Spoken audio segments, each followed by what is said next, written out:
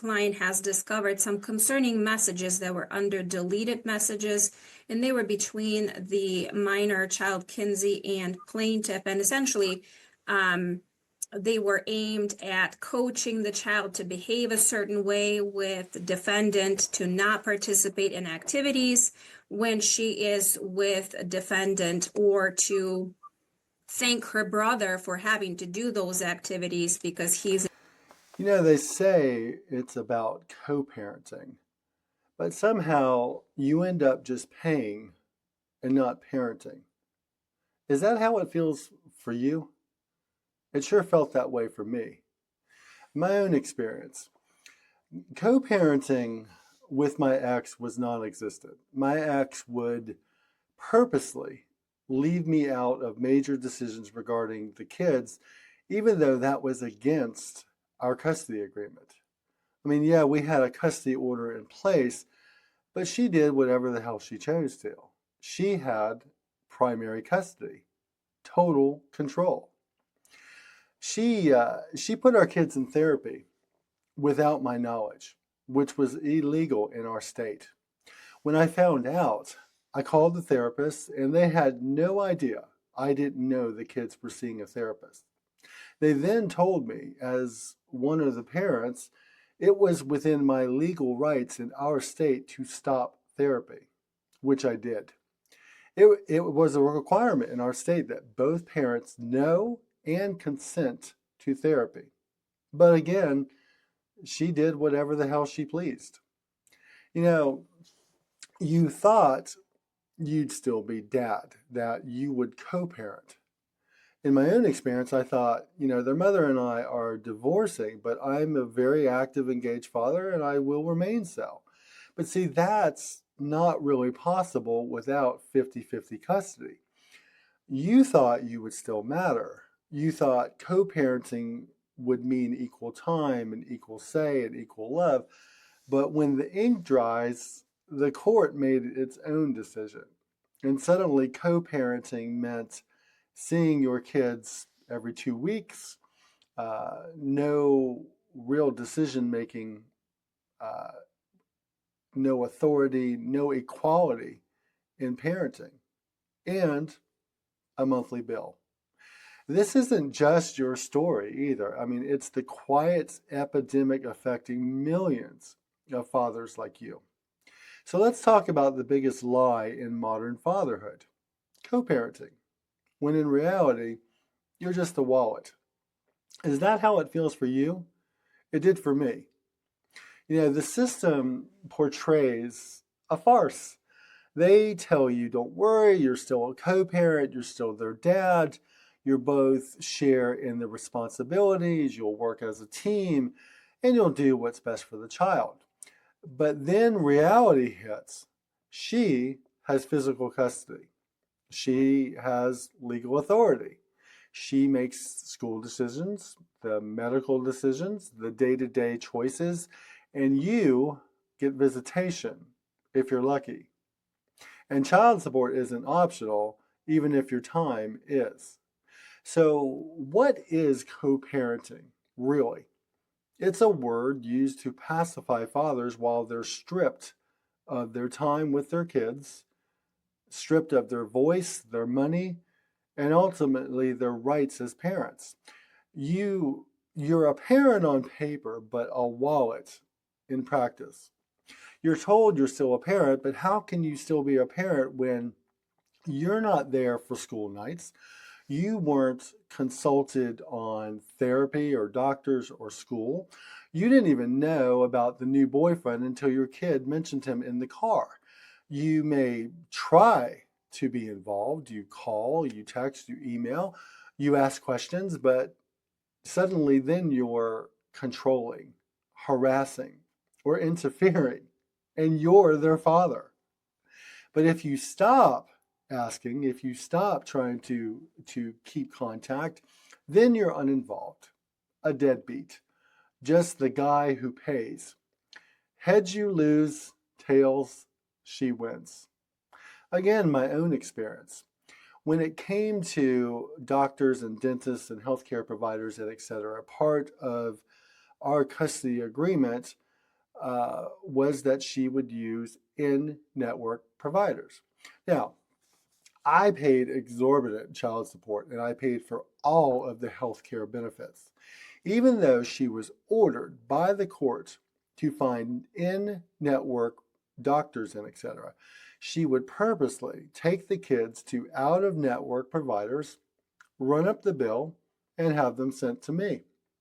I would copy and paste from our custody agreement, Judge so-and-so ordered you to do this and so, and it must be in-network providers, and she completely ignored it. Why? She knew I couldn't take her back to court because I was already overwhelmed paying exorbitant child support and all the healthcare expenses. And my story is not uncommon, and I could share a lot more examples. Has this been your experience? This is not co-parenting. This is legalized marginalization of fathers with a monthly bill attached. Then there's the financial trap. Look, let's be clear. You're not just paying for your child. You're paying to be excluded from your child's life. Child support is calculated based on her custody advantage. The more time she has, the more you owe.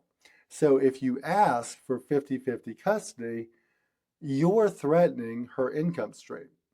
And suddenly, co-parenting, which should be respected and honored, becomes conflict. Suddenly, your request for fatherhood becomes a financial threat. Now, you're creating conflict. You're disrupting stability. You're taking her to court again. And the system doesn't want peace, it wants profit. I've shared in other Resilient Men content. Divorce, family court, it's big business. The more unbalanced the custody, the more support is owed. The more hearings take place, the more attorneys get paid. Fairness doesn't fuel the machine. Inequality does towards fathers. And it's not because you're difficult, but because equal time means less money to the mother and to the system. The system doesn't reward peace and real stability for the child. It profits from imbalance. Judges don't want to divide custody equally because that would mean dividing support payments. It would mean less leverage, less litigation, less dependency. And so they tell you she's the primary caregiver. You should be grateful for any time you get. Have you been told this? The child becomes leverage. And worst of all, they become a token, a tool, a pawn in the system. The child becomes the bargaining chip. You want extra weekend time? That's a negotiation. You want to take them on a vacation or maybe to a family gathering? You need to get her permission. You want to move closer? Doesn't matter. She controls the schedule.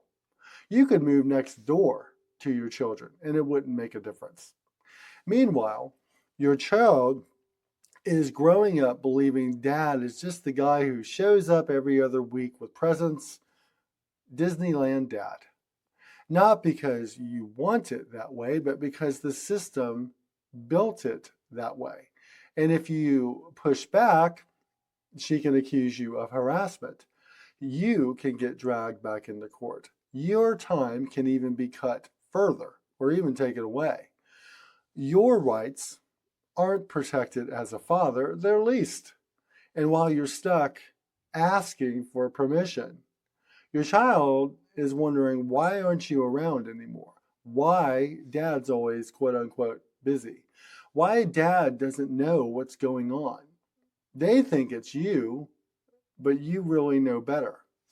This is why I was at every school event, every game, every recital, you name it, I was there. So the kids saw dad was there. You know, it's really hard to say your dad doesn't care when you're at everything you can be for your kids. If you can be, try to be at everything, because it may help if there is parental alienation being perpetrated on the children by the mother. You know, here's how many fathers feel. You don't feel like a father anymore. You feel like a visitor, a financial contributor with very limited access to your kids. Every moment you do get feels like it could be taken. Every phone call is monitored. The birthdays are conditional. You feel like a guest in your child's life, always temporary, always filtered through her approval. And the worst part is you're told this is normal, that you should be grateful. No, fatherhood is not a privilege, it's a right and a bond between you and your child that should not be disrupted. It's your presence consistently in their lives, a role no one should be forced to rent. Dads want more time. They want more respect. They want more equity in the raising of their kids. Look, this message isn't about bitterness or bitching and complaining. It's not about attacking moms or women either. It's about the truth of what the reality is of family court. It's about justice and fathers' rights, what fathers deserve, and so do their children. It's about fatherhood and the millions of good men who've been told they don't matter. You didn't stop loving your child.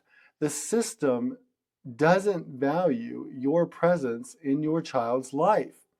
So here is what we must demand as men and as fathers. Equal parenting time as the default, 50-50 custody as the standard.